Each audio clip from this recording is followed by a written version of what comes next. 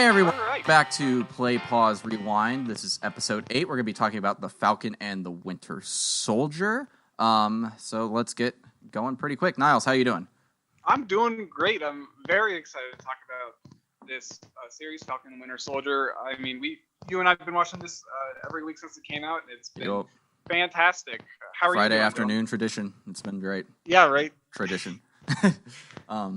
Yeah, I'm loving having the Marvel shows every Friday to watch. I wish they didn't release at midnight, because then you gotta dodge the spoilers all day. I have to mute like 45 terms on Twitter every night. On every Thursday night before I go to bed, I go through. I'm like, what could possibly happen in tomorrow's episode that I won't want to know about? Because people online are not courteous about this type of thing. If you say it first, then that means you came up with it. So yeah, and it's all about the clicks and clout and all that shit. Just wait a day, people. You don't have to put spoilery images on your Twitter feed 4 hours after the episode goes live. But enough of that. We'll do brief non-spoilers and we'll just dive in pretty quick. What were your general thoughts of the show? Yeah, I mean, initially, I think my general thoughts.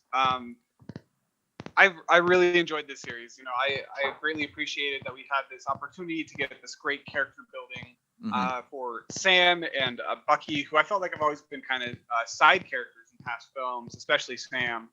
So it's really nice to see a different side of them that hasn't really been explored as much. And you know, I'm very happy about how different this series was from WandaVision, especially. I feel like WandaVision came in and it just kind of blew everyone's expectations. You know, it was trippy, it was different, it was wild, it was difficult to predict. And this series is very different. It is. I feel like, it's more. I would say if you were one of the people who was kind of not feeling WandaVision because you want the more superhero action-y stuff, this is the show for you. This is that.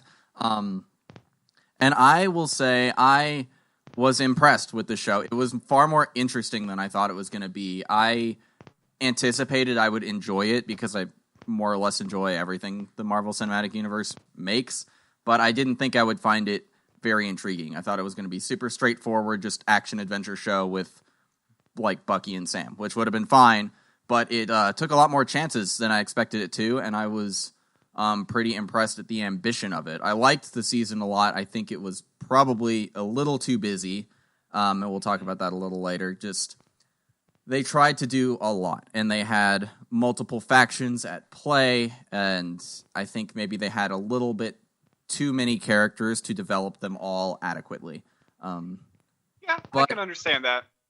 But and because that, it felt a little unfocused sometimes, but I had fun every week watching it. I love the characters more than I ever have. I always liked Sam and Bucky, but I never felt like they were that interesting, and now I do. And Zemo, not a spoiler because he's in the trailer.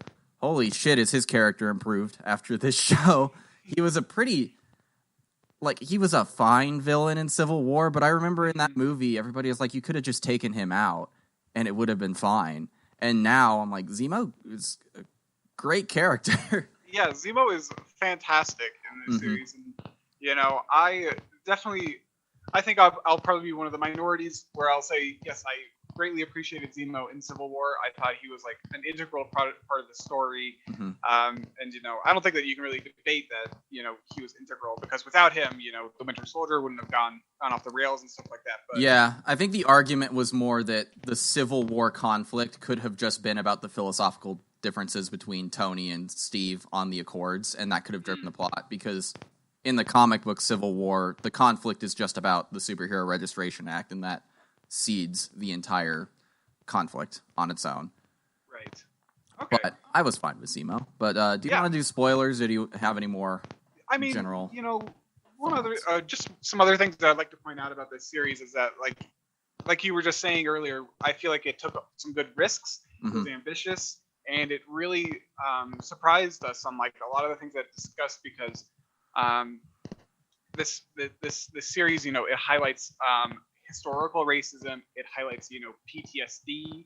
It highlights, you know, soldiers trying to grapple with you know, their past trauma. It Yeah. highlights, you know, immigration and refugeeism and like all this other stuff. So it's fantastic that Marvel could produce a series where it could highlight all of those critical social issues that are still relevant today. You know, they're happening around us all the time. And so I was very pleased to see a series like trying to take on all these diverse you know, elements and tropes and all that stuff. It was unique and excellent, deep and interesting. Love this series.